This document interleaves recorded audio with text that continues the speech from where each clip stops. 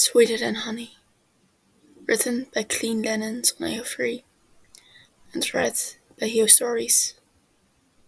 Summary: a child as sweet as honey, with a laugh that is more beautiful than any music, with eyes brighter than any jewel, more valuable than even gold.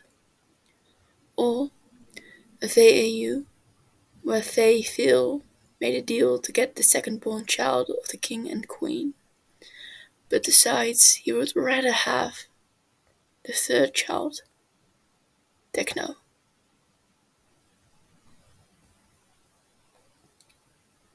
Chapter 1. Once upon a time, there was a king and a queen. A good king and a good queen, but no more than merely good. They were good rulers, judging justly to the best of their abilities, with every plea brought before their throne.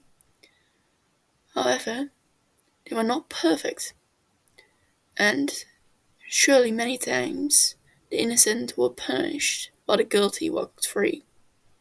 They were good tacticians, protecting their borders with well-reasoned strategy. However, war is a tricky thing, and there were battles lost that could have been won. Lives snuffed out that could have been saved. They were good diplomats, listening and debating fiercely with those holding conflicts in interests until they could reach a compromise. However, the sly and cunning were able to bend their wills just as often as the king and queen prevailed. They were good, not perfect. They were aware of their weaknesses, as all humans possess weaknesses. But one imperfection in their lives rankled against them more than any other. A weakness that is common in stories such as these. A grief and a greed that many couples can sympathize with. The good king and the good queen didn't have a child. How they wished and prayed for a child, yet years passed and they had no child to hold in their arms. No heir for the throne, yes, but also no child to love. No child to wrap in hugs and smother with kisses. No childish tears to wipe away from pudgy cheeks. No bubbling laughter to trail through the air of the vaulted halls. The good king and the good queen wished greatly to be good parents. A chance entered their court on black wings. The good queen was alone in the garden, tending her lilies and lilacs. They were growing well, a good distraction from her seemingly impossible wish. Still, as she watched the honeybees flit between the stems, she couldn't help but think wistfully, "Oh, if only I could have a child as sweet as honey these bees collect, I would be the happiest woman alive." She sighed, trimming away some imperfect petals. "Fair lady," a voice spoke. She turned to see an unfamiliar man. "What would you give for such a child?" The good queen was astonished to see the man, with hair as blond as the shining sun and eyes as blue as the sky. She spotted the black wings upon his back and pointed theirs peeking through his hair, and knew instantly that the man was a fairy. Magic was uncommon, but not unheard of, and the good queen was always a good student. "I would give every musical instrument in the palace," the good queen replied sincerely, "for nothing would sound as sweet as such a child's laughter." "I agree, fair lady," the man smiled. "Such a thing cannot compare to a child's laugh. What else would you give?" "For such a child, I would give every jewel I own," she replied, for their shine couldn't compare to the joy in a child's eyes.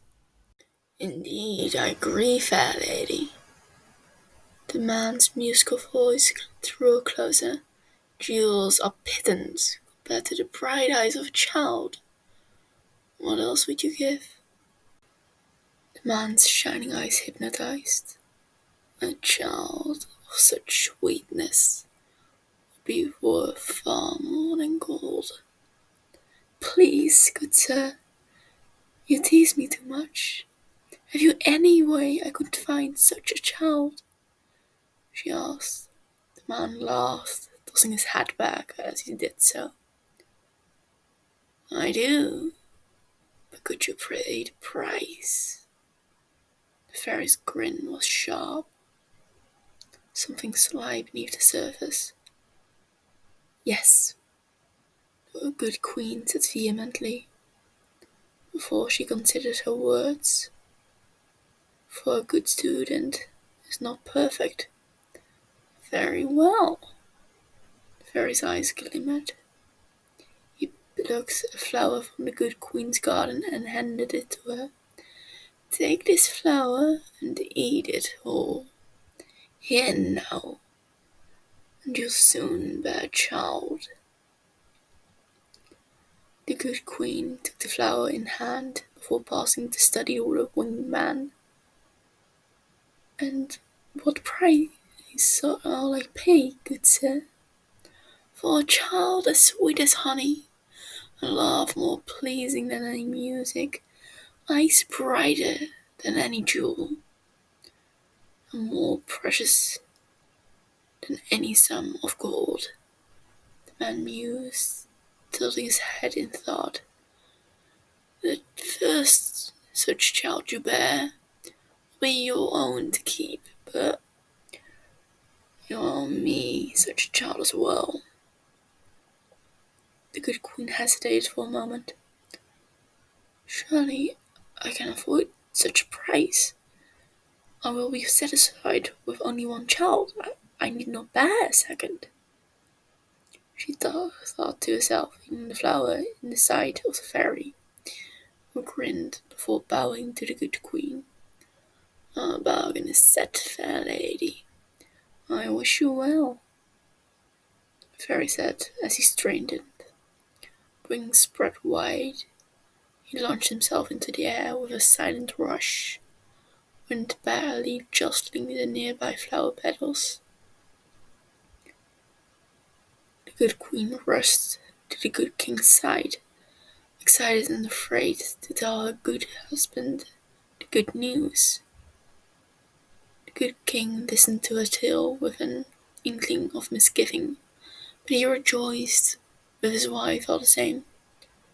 One child is much improvement from no child at all, he said. We need not worry about a second. One will be plenty for us.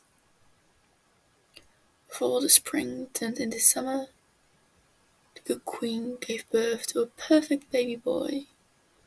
All of the palace fell in love with the perfect little heir, but none so much as the parents. The good queen would sit and hold him for hours, listening to his musical babbling with unending joy. She would brush her fingers through his dark curly hair, so much shinier and fuller than her own. The baby seemed to always smile, never upset for long. The baby was named Felix, and it fit him perfectly, for he was a fortunate child. But when the boy turned 4, the good queen discovered she was pregnant once more. The good queen and the good king brought the dilemma to their advisors. Your honor must promise, some shouted. You cannot break such a deal, not with the fair folk, or you will face the touch of death. You must not give up the child, some shouted, for who knows what the fairy will do with one of royal blood. The good king and good queen were much distressed. wishing to make the best choice for the family and kingdom. They decided they would give up the second child, for it had been their promise. And they would pray to all the gods that the fairy would treat them well. All that changed. The second child was born. The good queen burst into tears at the sight, for the child was perfect in every way. Hair as blonde as polished gold coin, eyes as bright as the most brilliant sapphire. The babe's first cry was like a drink of water in the desert. A perfect child, a perfect daughter. The good queen named her Mil after the fairy honey that led her into existence. I would give all the gold I own in my name, she replied, slightly desperate, for a child is more precious than gold. Once more, I agree, fair lady. A month after her birth, the fairy appeared again. The court all stared as the fairy approached the throne, wings laid flat almost like a mantle made of feathers. I'm here for my child, the fairy said, grinning wide. What child? The good king asked. The child I am owed, the fairy replied. For a child as sweet as honey, I would receive one in return.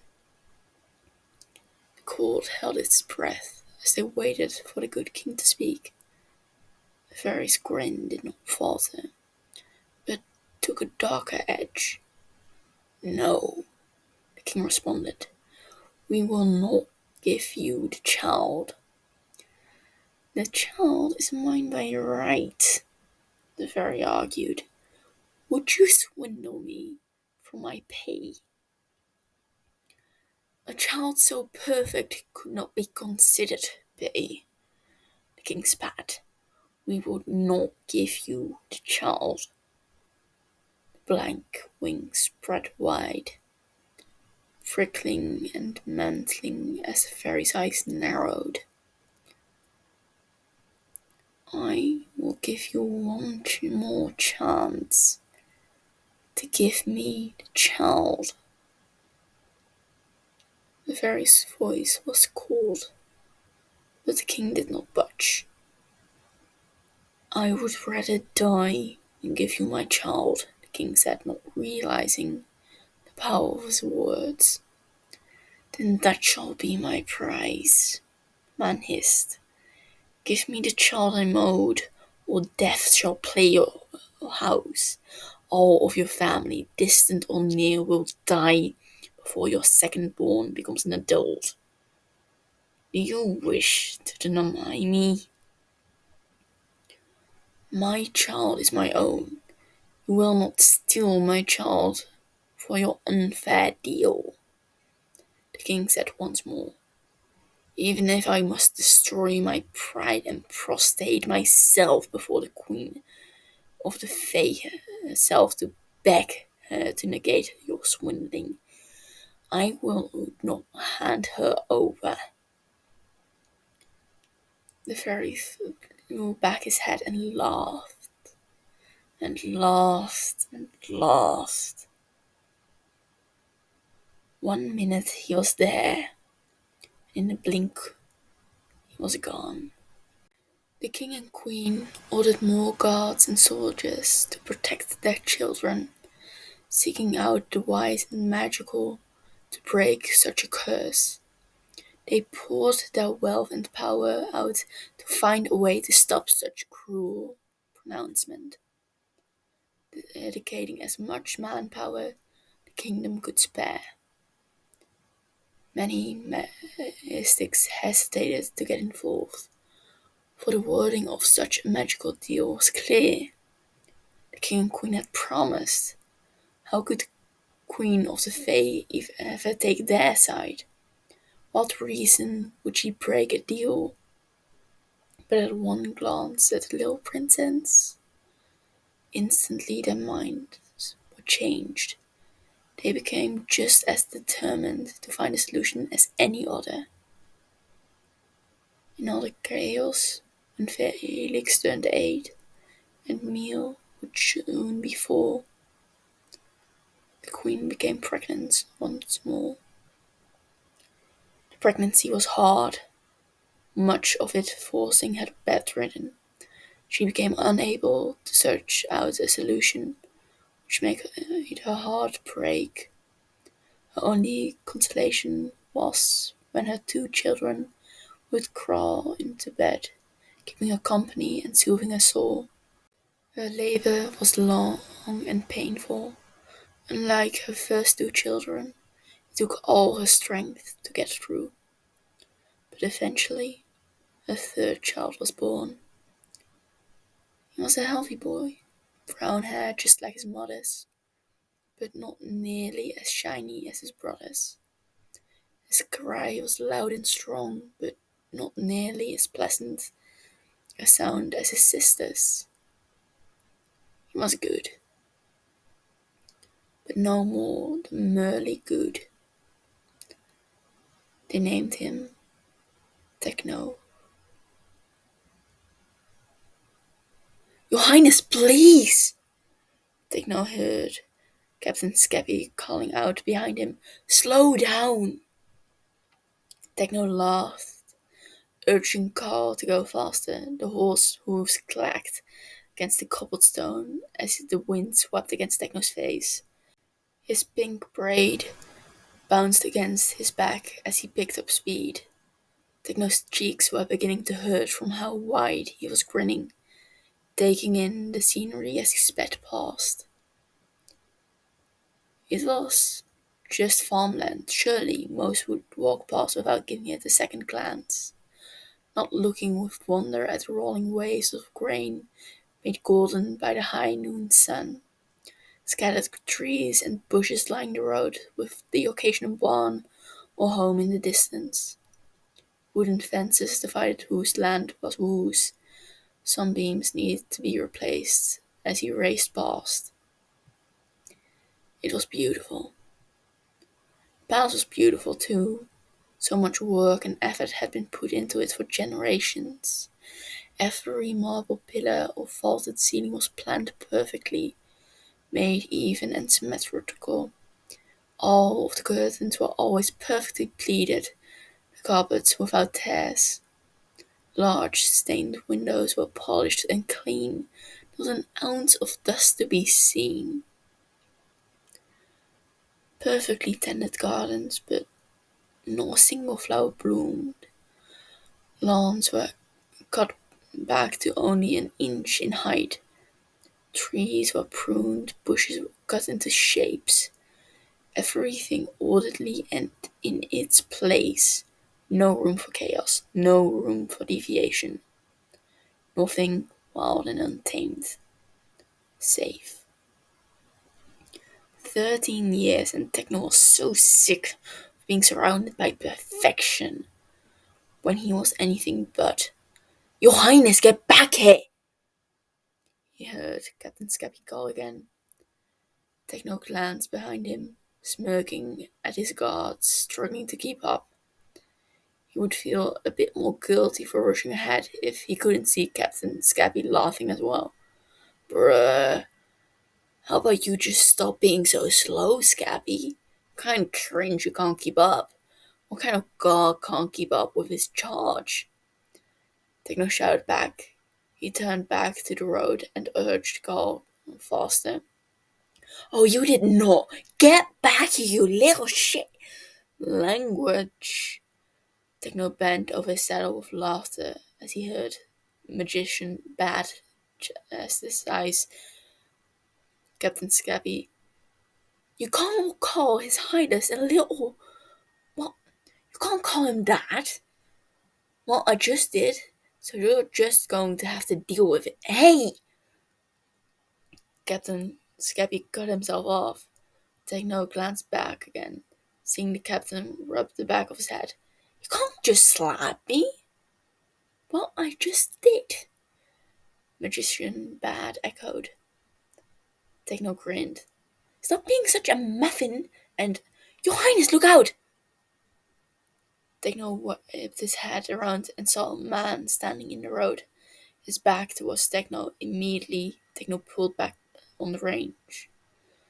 Carl, rearing at the suddenness, Carl shrieked his complaint before slamming his hoofs back down onto the road. Techno patted his neck comfortingly. I'm sorry, sir. I wasn't paying attention. Are you alright? Techno said, looking at the man. The man didn't turn. He didn't even seem to hear Techno. The man just stood there, fist clenched in one hand. He held a small black satchel. Sir? The jangle of more horses stopping seemed to draw the man out of his thoughts. He turned around surprised.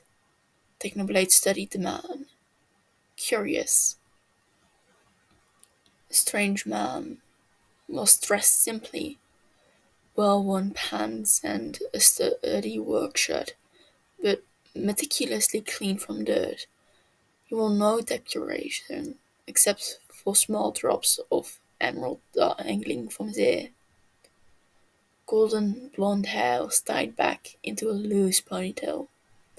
But what struck Techno was his eyes, so blue that they would shame the sky, yet a burning fire seemed to be hidden within. Something about that description felt familiar. What? Man snapped suddenly, meeting Techno's gaze. Techno realized he had been staring. Uh, are you alright, you? You're kinda just standing in the middle of the road. Techno continued with a nervous chuckle. Techno looked around and sucked in a sharp breath.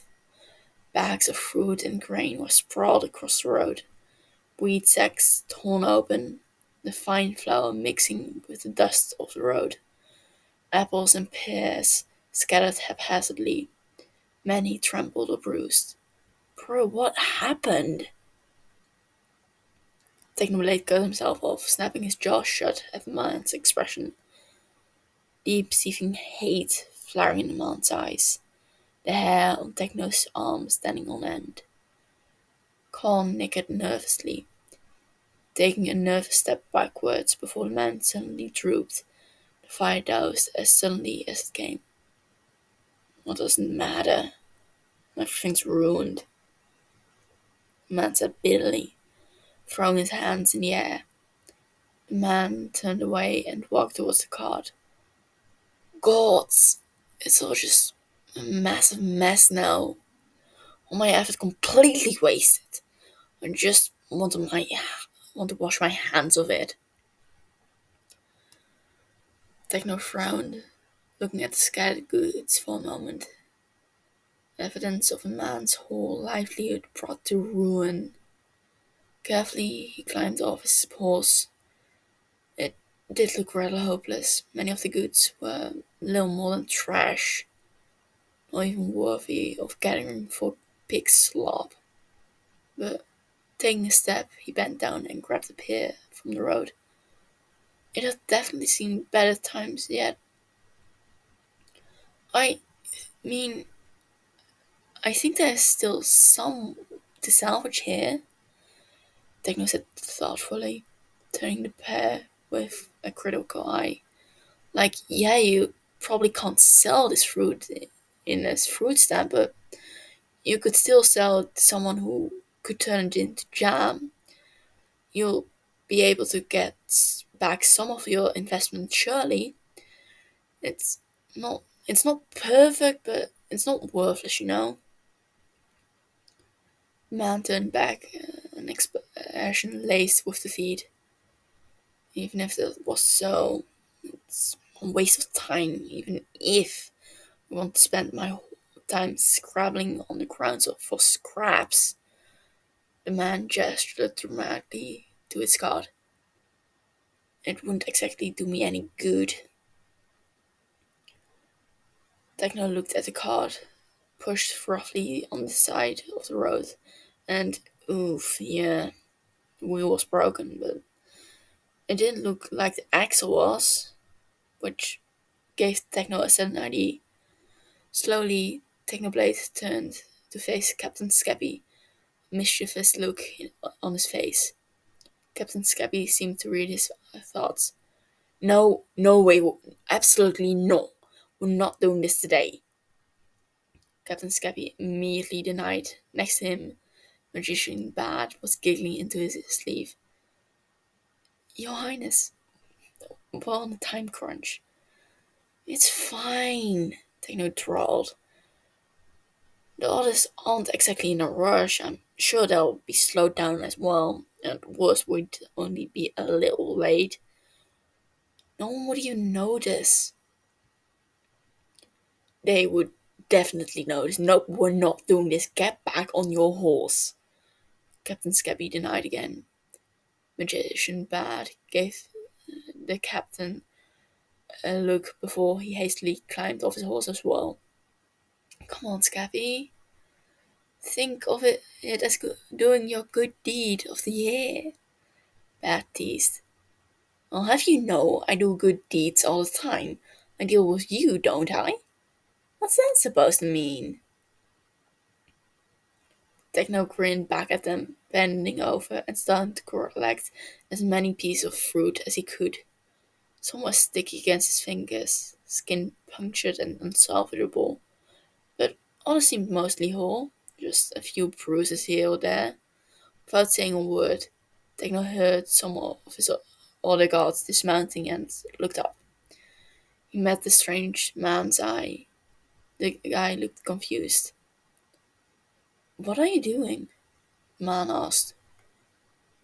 Captain Scabby used to be a carpenter, Techno said. The man's eyebrow raised. He'll get the wheel fixed in no time. I never agreed to that, Scabby insisted, still sitting on his horse. The guard crossed his arms. Techno shrugged. I mean, why are you doing this? The man repeated, flabbergasted. You don't know me, and I didn't even ask for your help. I mean, but you need help, right? Techno straightened. The man tilted his head in thought, not exactly agreeing, but Techno continued as if he had. Look, don't think too much of it. It's not like I really care or anything. I'm just living up to my ideals. In my opinion, it's every person's duty to help others be able to stand on their own 2 feet, to help people gather the resources and skills to create an individual. Your Highness, your father confiscated your anarchy books for a reason, Bed admonished. Techno's mouth closed with an audible click. What anarchy books? Techno feigned ignorance. Scabby snorted, still sitting on his horse. Captain, are you really not going to help? No! Scabby exclaimed, but his face twisted with indecision. Yeah, Techno shrugged, still collecting pieces of fruit. One of the guards passed by him, arms laden with a heavy bag. Bad began to wave a spell that stitched the torn sacks of wheat shut. When Techno's arms couldn't hold any more produce, he walked over to the cart. Carefully he set them in overturned barrels, sorting them as he went. Skeppy pouted, eyebrow twitching before he groaned and threw his hands up. Fine, fine, I'll help, but not because you guilled me into it, Skeppy said, leading his horse over to Carl. This is all because I want to, okay? It has nothing to do with you making me feel like an ass. Language!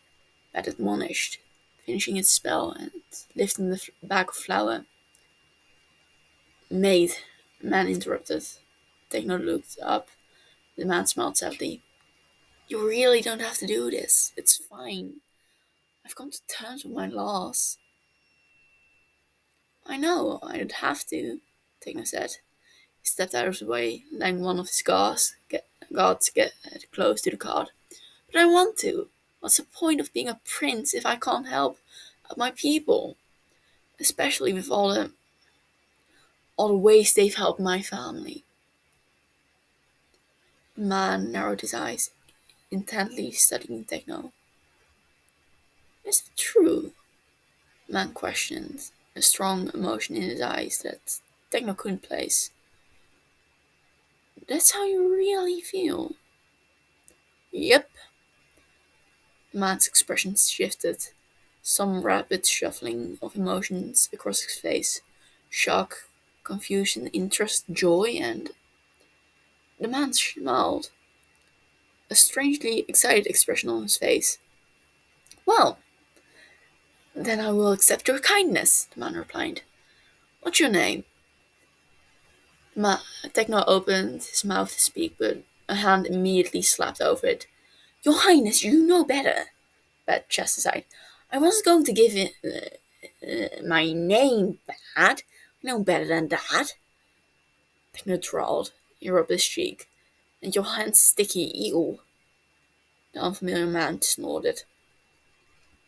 Would I be correct in guessing you're the youngest prince, considering how they are calling you your majesty and all? The man ventured, taking a step closer. Techno nodded. Considering the state of things, His Highness doesn't give his name to anyone. Even the royal family only call each other by nicknames. Right, Your Highness? Bet said, matter-of-factly. He put one hand on Techno's shoulder. Yep, that is 100% correct. Techno drawled. He pointedly did not bring up the time he told Steve his name. Steve was the obvious exception. He made the best baked potatoes, and of course, Nikki helped with his hair. She was definitely trustworthy, and then there was that one guy who made swords. The stranger looked amused. It seems very inconvenient never being called by your real name, the man asked with a grin. It's only really inconvenient. Have a very mad at your whole bloodline. Techno deadpanned. The stranger snorted, covering his mouth to muffle it. On the list of things that are inconvenient, I think that one's a bit higher. I can imagine, Your Highness, the man said. You may call me Phil.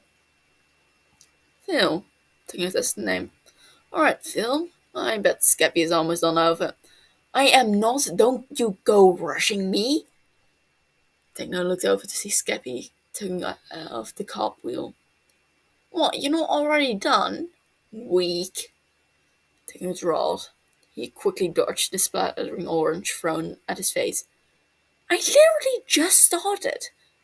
Skeppy squawked, shaking off bits of orange pulp from his fingers as he looked over the wheel.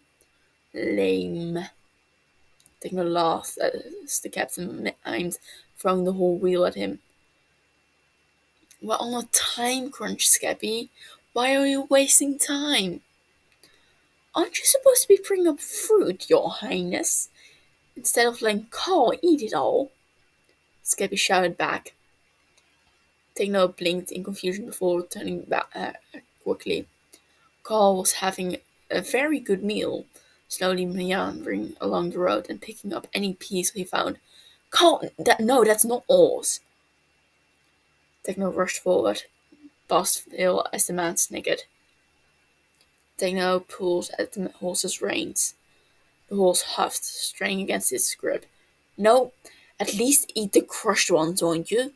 Stop going for this usable stuff. Carl blew out air in Techno's face, but Techno just blew back. The horse looked affronted.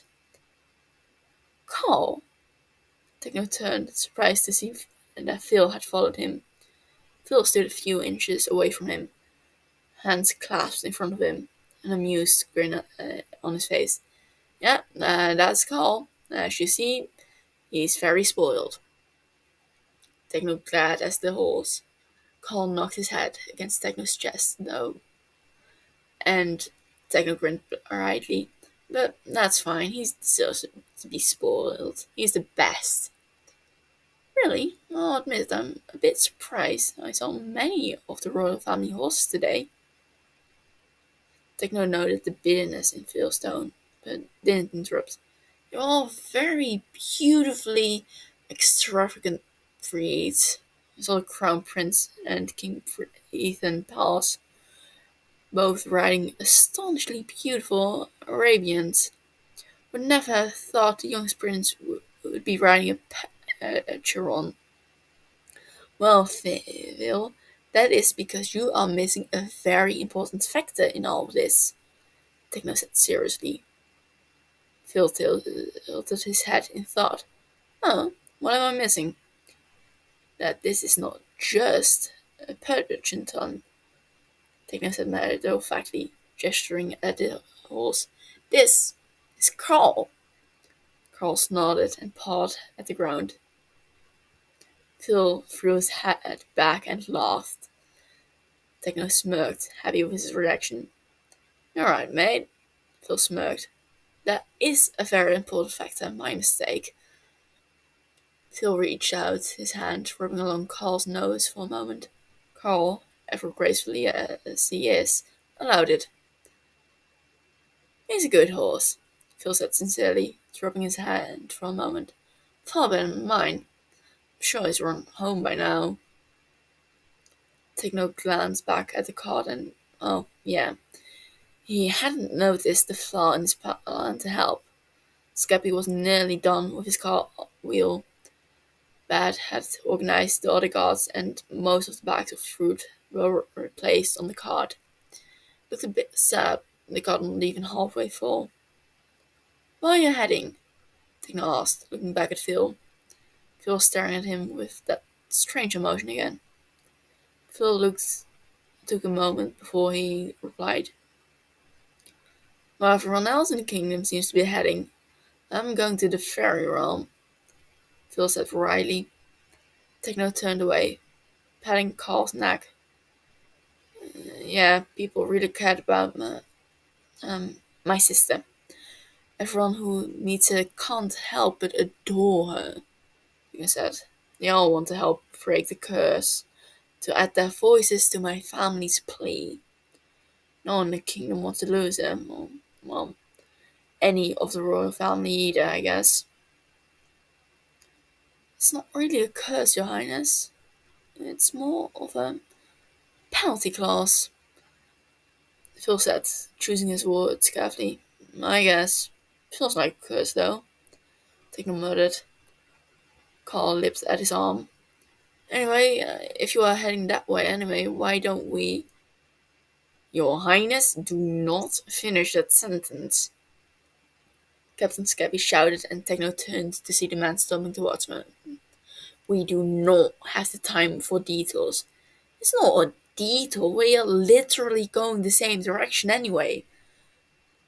The cart would slow us down a lot, Your Highness. The only reason your mother agreed with this is because we could move quickly on horseback.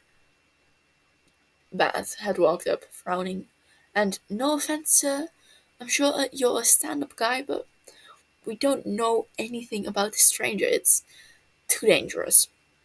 Come on, how bad could he be? He's just a guy with a fruit car. He's not even armed. You're not armed, right? Techno quickly asked. No, I don't have a weapon on me. Phil's eyes sparkled with amusement. See, he's not armed. I'm pretty sure 10 gods and a magician can take on a random guy. Techno argued. Otherwise, I should hire him as a to guard me. My prices are very fair, Phil quipped. Techno did a double take at the comment before he snorted. His prices are very fair. I could even save money. Amazing. Sorry, Scappy, but it seems like soon I'll have your replacement. Your Highness, please take this seriously. I am, Techno said seriously. Look, think of it this way. It's just one more person going to help the princess. We need to do what we can to convince the Queen of the Fae to help, right? So, logically, helping him is helping her. Your Highness, The risk of traveling with a stranger isn't worth it. One person isn't going to make much a difference, Bat pleaded.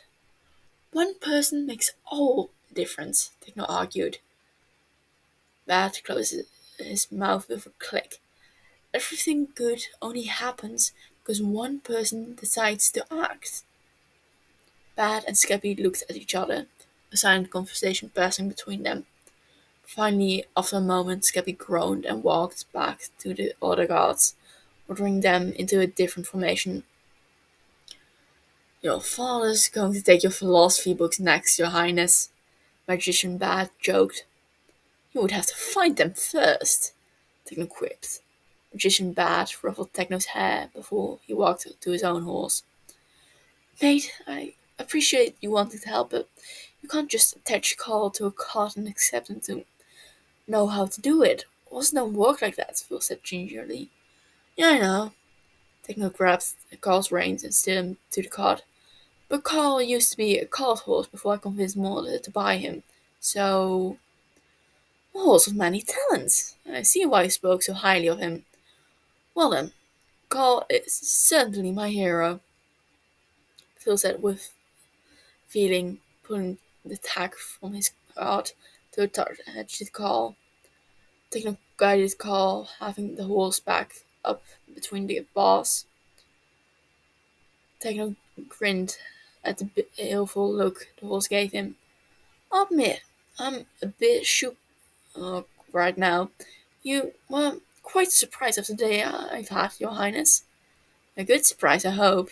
Techno chuckled, only slightly worried. He peeked around Carl to look at Phil. A good surprise, Phil said warmly, pushing, taking Carl to the cart.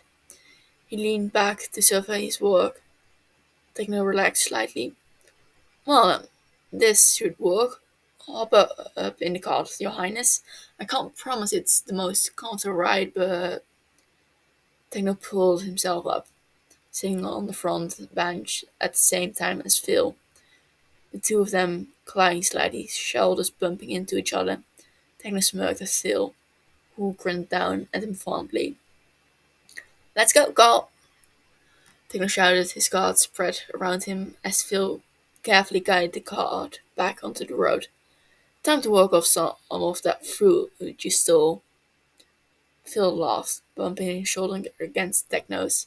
Techno bumped his shoulder back, before craning his head to see ahead of them, tracking a scroll that ran the length of the fence.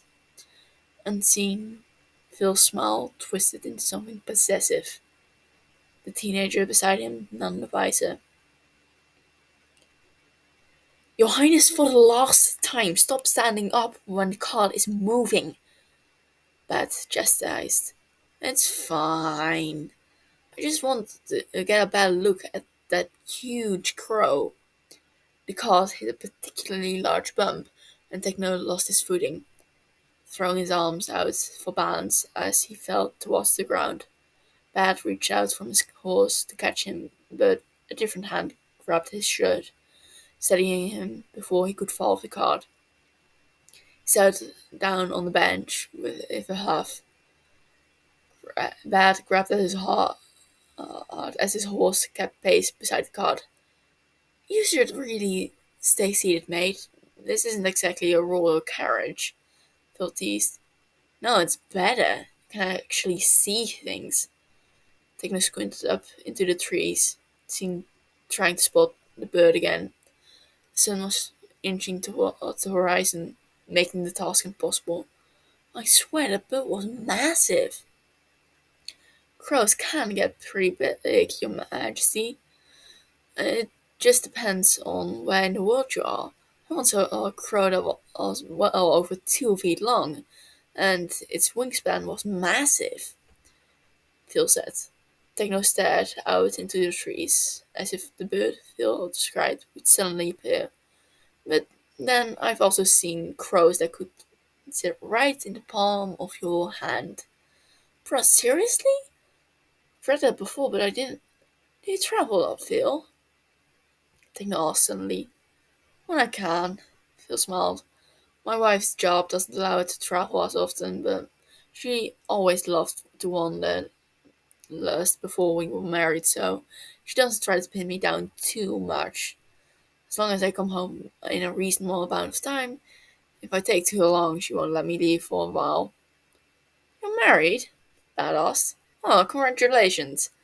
Yes, married to the most beautiful woman in all of existence. Phil said wistfully. I'd be lost without her. You literally just said she didn't get to travel with you. Taking an eyebrow. Sounds like you're always lost then. Pretty cringe, Phil. Hush you. Phil flicked the range in Techno's direction, and Techno and Bat laughed. The sound of hoofbeats from up ahead had them both looking up. One of Techno's guards had returned. I found a waypoint up ahead, he said. It should be a good spot for the night. We don't want to travel too far in the dark. Great, I'm starving. Time to get dinner started, Captain Scabby said. Your Highness, you sure you're okay with roughing it for the night? Absolutely, Techno grinned back, plans quickly forming in his head. That does not mean you can go exploring the woods, Pat interrupted. Techno's grin dropped. Plans aborted. Phil patted his knee confidently. It's a bad idea to go exploring in the woods at night, Your Highness, Phil said, taking across his arms and leaned back on the bench. That's not because you're a prince. That's a bad idea for anyone. Fine, Techno acquiesced. Still camping, that's pretty cool. Never been camping? Phil asked, following the guard ahead of him. No, I've never been out of the palace, Techno said, but then correcting himself when Beth cut loudly beside him. Not really, anyway. I snuck out a few times until father found out. I was crowned for 2 months. And got my pay deducted for that long. Pat grumbled. Techno looked at him sheepishly. They're just worried, I'm sure. Phil said, tone strangely flat. They have a lot to worry about. Yeah, I know, Techno said. He leaned over Phil's lap to see further into the woods, the setting sun elongating the shadows. Still traveling's fun, even if the reason isn't, great. I've never seen so many trees. Birch forests are rare. Phil nudged Techno to sit up properly. Some say they don't exist naturally, but instead are seeded into existence by fairies. Really? I've never heard that before, Techno wondered. Is that a true story?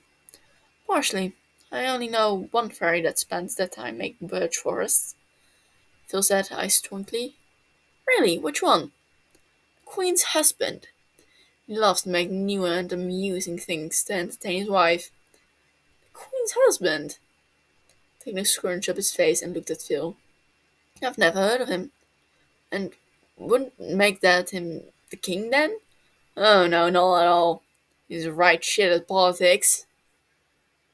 Phil denied immediately. Can't be asked to try. And when he does get involved, he usually makes it worse because he thinks it would be funny. No, definitely not a king. Huh. Techno processed that information for a second before grin. Who would have known the Queen of the Fae had a trophy husband? Phil wheezed with surprised laughter, looking at Techno with wide eyes, processing what Techno said. Oh God! Phil's face was suddenly very red, covering his eyes with one hand.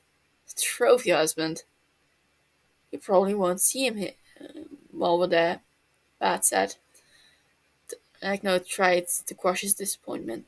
It's not often for him to be around, but if he is there, he will usually stay in his cloth palanquin the Queen has set up for him. It hangs from a tree that stretches just above the left of her throne. Have you seen him? No. When I went to Magic University, he wasn't. Over there, the guard in front of them called out, pointing to a clearing in the trees. Techno turned from Phil's bead red face to look. A fire pit was already dug in the middle. Fallen logs moved to form a ring around it for seating.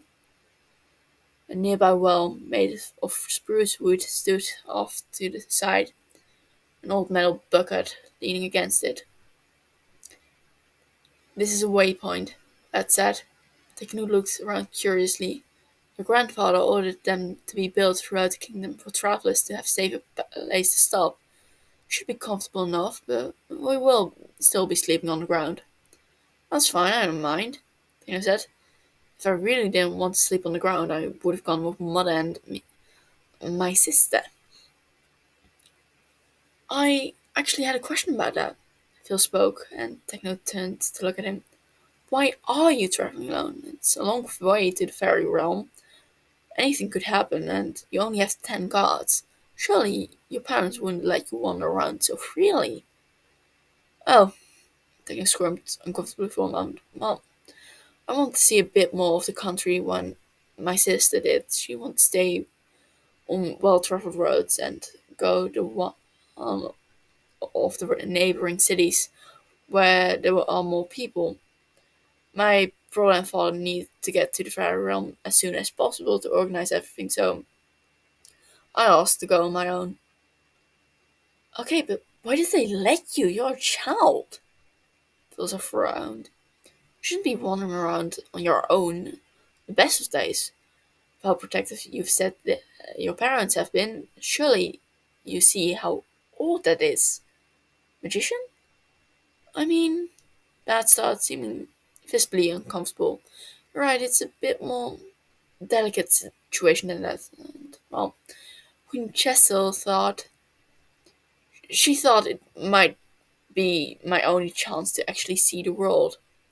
Techno said, meeting Phil's eyes. That frowned behind him. It's 2 weeks until my sister's 18th birthday. If the Queen of the Fate doesn't break the deal, we're all dead anyway. Might as well get to see through the trees, you know? Phil's expression flattens as he stares at Techno before he turns to pull a call into the waypoint. That still doesn't explain why there are so few guards, Phil finally said. Mom and my sister don't know how to fight, Techno said, so most of the guards went to protect them. I, on the other hand, am excellent with a sword. It's true, Bad added, dismounting from his horse as Phil pulled the guard to a halt. He's a prodigy with a sword. Can even disarm Scabby when they spar. Though I wouldn't really call that an accomplishment. I heard that, voice called. Techno smirked as he climbed down from the cart. He strode forward and unhitched call. It still seems reckless, and I'm not sure if I agree with that logic, Phil said. Does that strike you as a bit odd? Phil patted Carl on the nose, thinking about it for only a moment before he shrugged. Maybe, but I'm getting what I wanted, so should I really question it? Tina asked, looking over at Phil. Phil tilted his head in thought. No, Phil said thoughtfully. I suppose not. Techno had never helped set up camp, but he quickly fell into the swing of it. I mean, sure, that shooed him away from cooking when he tried to put more potatoes in the stew. But come on, potatoes are the best of stew. He cooked it way more firewood than Skeppy, and sure, it was more than they would need even if they stayed a week, but it's always good to be prepared. And show up Skeppy. And now the next group of people who traveled by would have plenty of food. And sure, maybe he accidentally dropped the bucket down the well, but it's fine. They go back eventually. Yes, he was amazing at camping thing, if he did say himself. Phil, don't you want any stew? Tino said, helping one of the guards pass out wooden balls. I'm good, Your Highness. Phil refused, leaning against the log behind his back. Shadows danced across his face as the campfire flicked with a slight breeze. But you haven't eaten anything. Tigner frowned down at the man. Like, all day. I have my own food made, don't worry. I'm just not that fond of that kind of stew, and so Phil smiles, seeming unbothered. Techno looks down at the ball in his hand, seeing the little bits of vegetable and meat bob up and down. Oh, he said finally, walking past and handing the bowl to one of his guards. Man lit up, taking the ball with a quick thanks. Techno smiled, moving up to the next guard. When everyone had a ball, Techno walked across the camp to dig through his saddlebags. Your Highness, what are you doing? Skeppy called out. Your taxes. I'm raising the price on you. Specifically, it's for the emotional damage of having to look at you every day. Techno called back, listening to the guards laugh as he finally found what he was looking for. With a grin, he rushed back to the campfire and grabbed his own ball before plopping down beside Phil. He ignored the frown bad and Skeppy gave him. The man smiled at him, legs stretched out towards the fire as he lounged on the log on his back. How can I help you, Your Highness? Phil said. Here, Techno said, thrusting his hand towards Phil. Man looked at his hand, hesitantly holding a palm under it. Techno dropped the right cloth in his hand. This for you. Oh? Phil unwrapped the cloth. Louis sticks were inside. And what is this? Honey sticks. Techno watched as Phil's eyes lit up. They're basically crystallized honey. You think you're supposed to stir your tea with them, but they're really tasty just to eat. Really? Phil carefully picked up one of the sticks, turning it this way and that.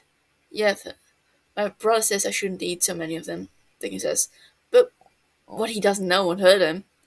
That's very sweet of you, Techno. And have to share these. Well, Techno started. Phil looked at him out of the corner of his eye. I may have had an ulterior motive. Phil raised an eyebrow. You travel a lot, right? So you must have some good stories, Techno explained. I do.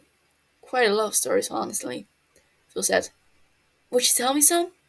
Techno asked, leaning against the log as well, cradling the wood bowl in his hand. Phil smiled. On one condition, Phil said carefully. Techno nodded for a second. Yes, tell me some stories as well. Techno scrunched up his nose. I don't really have any interesting stories, he said. Somehow I doubt that. Phil smiled. He bumped his shoulder against Techno. Deal?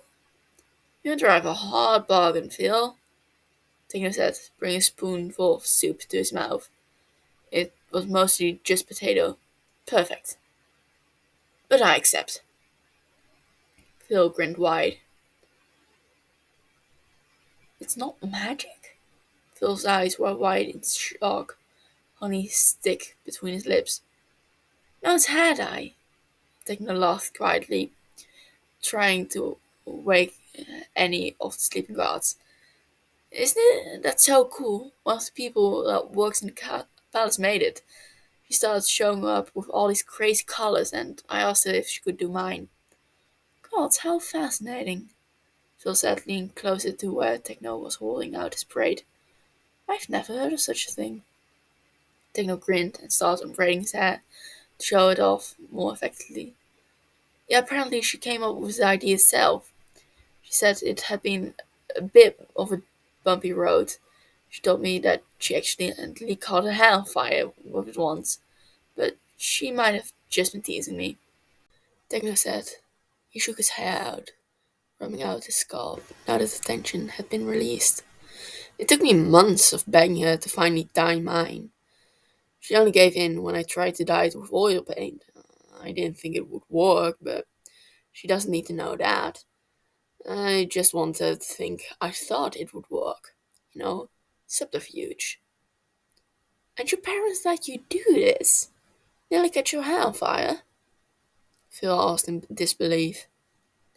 He reached forward to pinch a strand of hair between his fingers. I mean, they never said I couldn't or anything. Honestly, I don't think they noticed for a few days the first time I dyed it, Techno explained.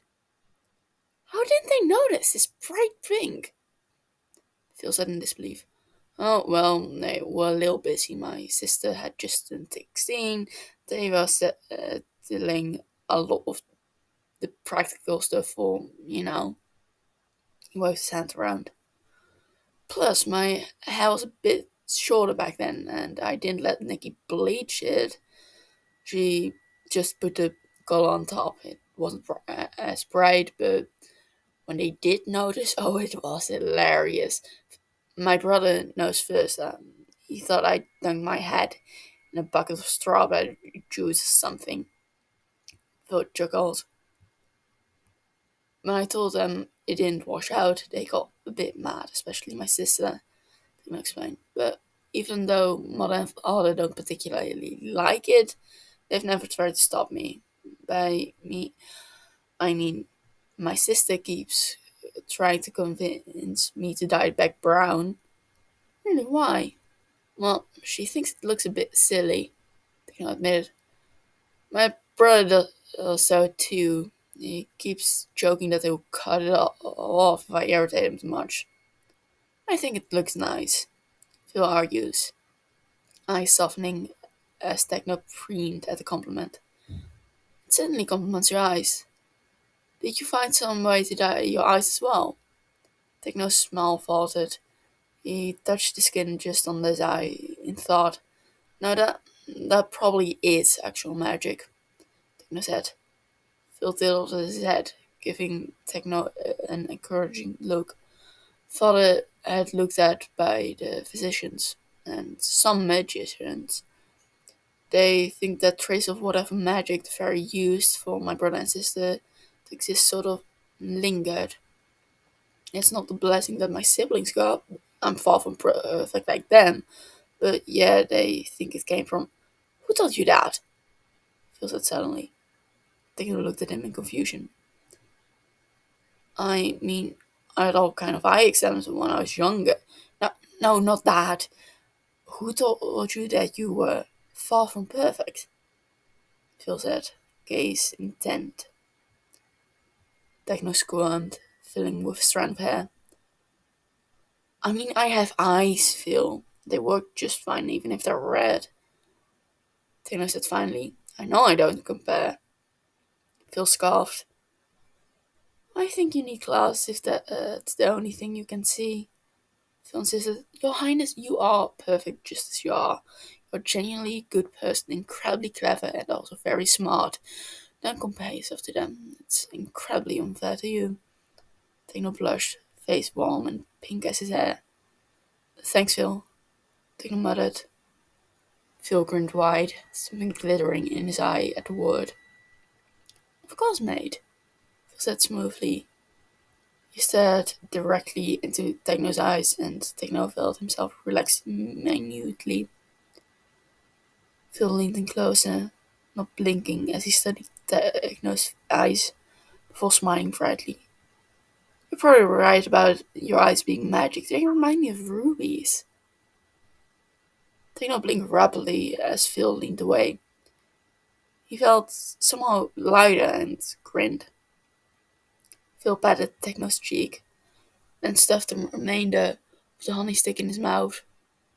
Turning away from Techno for a moment, he rummaged through a sack that's next to him. Here, take this, Phil said, pressing the small satchel into Techno's hand. Techno furrowed his brow at it. Consider it a gift. Huh, you don't have to. I insist, Phil said, eyes glittering. You've done quite a lot to help me. That's the very least I can do. Techno looked down at the satchel with confusion. In the dim light of the fire, could make out any details on the bag. What is it? Techno asked curiously. If you opened it, you would know, mate. Phil snorted, bumping his shoulder against Techno. Go on, open it. Techno fiddled with the drawstring a moment before its aim untied. Reaching into the bag, his fingertips brushed something. Gingerly, he pinched it between his fingers and pulled it out. Cookies? Techno smiled, looking at the shortbread cookie in his hand. You've just been carrying around the bag of cookies. Well, not to disappoint you, but I made them for someone else, Phil admitted. But I don't think they deserve them anymore. I'd much rather you have them. Are you sure? Tina looked away from the cookie. Like, don't know if you know this, but I'm your prince. I can get cookies if I want. I don't want you to. Oh, I'm quite sure, said grinning wide. I want you to have them, and I wouldn't go dismissing them as normal cookies, mate. Is there something different about them? Tina pulled the cookie close to his face to inspect. They were very pretty, and the dent of a crow in flight pressed into it. Phil snorted. Of course there is. I made them, Phil said, as if that explained everything. But there is a catch. Just my luck. Cookies with strings get attached. Shut, Phil said, but it was incredibly fun. Techno grinned. My only condition is that you eat them. Don't share them with anyone else. They're my gift to you. Okay, that seems. I need you to promise me that, Techno, Phil said, suddenly more than serious. Only you, no one else. You have an endearing habit of just giving things away. Whether that's your time, your effort, or objects you own. Not these. These are yours, you understand? Techno frowned, looking at the cookies. I guess. I don't really get why, but I understand. He said, I promise. Good. Phil smiled, a satisfied smirk. Now, why don't you tell me what you think about them? Techno looked once more at the cookie in his hand. It was really pretty, an oblong shape with shimmery dust on the top of the yellowish cookie. He felt a little bad as he brought it to his mouth. He froze when the first piece touched his tongue, staring at Phil with wide eyes. Phil chuckled. Good? Phil teased. Techno could only nod. It was delicious. The most perfect thing Techno had ever eaten. The cookie was so perfectly buttery and sweet, and soft enough to almost melt in his mouth. He couldn't help but marvel at how rich the flavor was. It was. I'm glad you like them. Techno didn't hear the purr in Phil's voice, so focused on the nearly magical taste of the cookies. I worked really hard on them. Glad they are someone going to someone who deserves them. Phil, these are amazing. Techno said, words muffled. Don't talk with your mouth full, mate. Phil laughed. Techno smiled before swallowing the cookie, warmth blooming in his chest. How many cookies are there in here? Techno asked, peering inside the satchel. The fabric was so dark that it obscured the actual amount. Phil humped beside him, before putting an arm around Techno's shoulders. Techno didn't argue the way he settled something in his chest. Something that maybe hadn't been there before.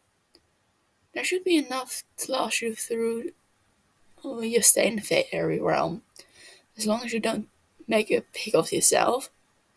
Phil said, Bro, what if I want to make a pig of myself? Taylor said, looking into the bag. Phil, can't you tell me the recipe or something? Nope, it's my secret. Phil half sung, but I would be glad to make it for you sometime. Once all the shit with the royal family is settled. Techno paused for a moment, then carefully closed the drawstring bag. Right after that would be the moment. Great. The silence stretched awkwardly until Phil pulled his arm off of Techno's shoulder. Techno felt a twinge of disappointment.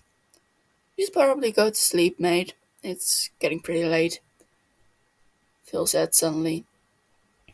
I said I'd help you keep watch, Techno said, blinking hard. He had been a bit tired until Phil said something. He looked around the campsite. Captain Scabby was nearly laying on top of bed, snoring away. The one guard that was They smiled at him before turning back to look into the woods.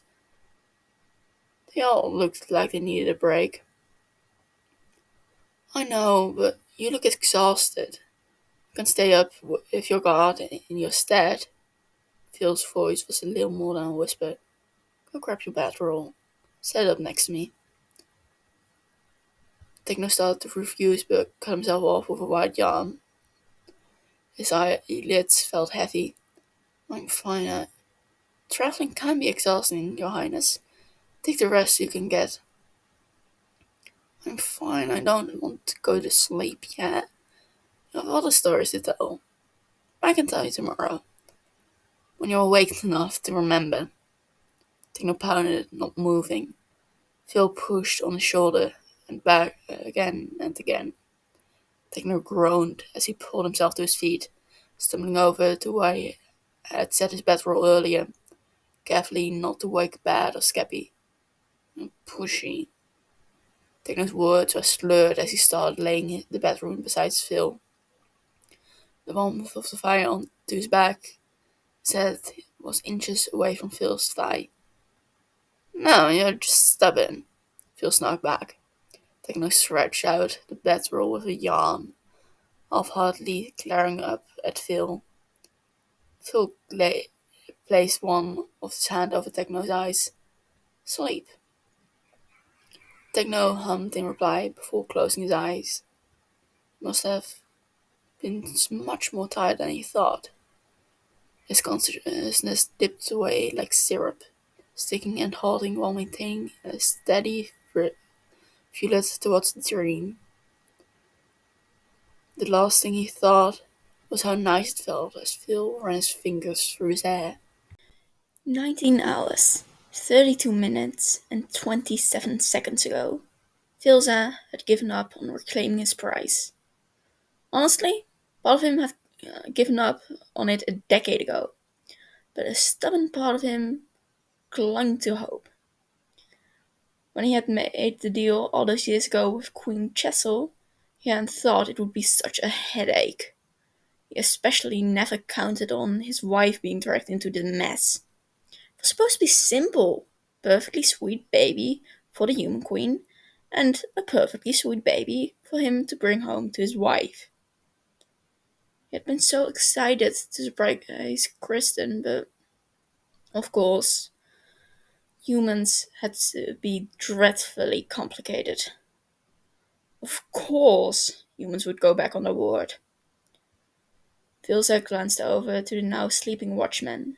The man slumped over in a position that had to be hard on the guard's neck, but Vilza had been a bit impatient with putting the guard to sleep, not wanting to waste a single moment of his opportunity. He ran his fingers through the prince's undone hair. It was such an amusing color for such an amusing child. Pink as an azalea. No magic to change the hue, but some creation by human hands. Slightly faded at points, with a good inch of brown growing from the roots. The color made the hair feel slightly brittle as he began to twist it. A small braid, just at the nape of the prince's neck. He hadn't foreseen the human kingdom's plan to wheel out of the agreement. Really, he should have kept a closer eye after King Beethan had refused him, rallying an entire country just to plead the Queen of all to break a deal. It was absurd as it was impressive. A display of passionate foolishness that he had to admire a little bit. Not enough to quench his rage, though. He patted the boy's hair gently, letting his hand cup the prince's cheek. He leaned on an arm against the log as he stared down at the teenager. Honestly, the child was far too trusting, considering his situation. He should be suspicious of everything, jaded to such an extreme that he wouldn't let anyone close. Yet here he was, sleeping inches away from a stranger, with all his guards unconscious. True, Phil had provided a bit of magical influence, but it was cute. Naive, yes, but also innocent. Philza smiled down at the boy, rubbing his thumb just under his eye. The boy furrowed his brow for a second before relaxing back to sleep. Precious. Philza had seen his prize, the one his magic helped create. A coterie of servants and admirers surrounding her, the queen of foolishness sitting right by her side, laughing as she linked arms with the child that should have been his. And truly, Philza had outdone himself. The princess was entrancing, a shroud of magic and potential woven into her very fibre of her being, waiting for the moment to be brought to her true form. He had wanted the best for his wife. His wife deserved the best. The humans seemed to agree that he had done his job well, and yet Philza frowned, moving to pinch the braid between his fingers, weaving a simple yet powerful spell into the hair. And yet, Philza couldn't help but scowl, thinking of the parade of people gushing adoration at the girl his magic created, trotting past his cart without a second glance. A flaw. She had a flaw, one that he hadn't designed, one that disgusted him to his core, one introduced by human hands. The prince mumbled something in his sleep, shifting to press his face into his pillow. Philza relaxed, pulling the boy's blanket further up to his shoulders. All wasn't lost. It wasn't what he had planned. Not everything was perfect, but there was something to be salvaged here, if he chose to do so. A little more tedious than picking fruit off a cobblestone road. Quietly, not wishing to awake any of them, he began to chant, a whisper of a spell, one that would not so easily be thwarted. And see here, the start of a new beginning. Um, yeah, I've decided to abandon I'm a healer for now.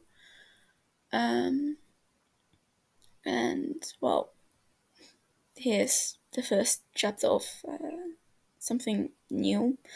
I don't know if I'm going to keep to the amount of chapters, which is 5 plus 1 bonus with just fan art.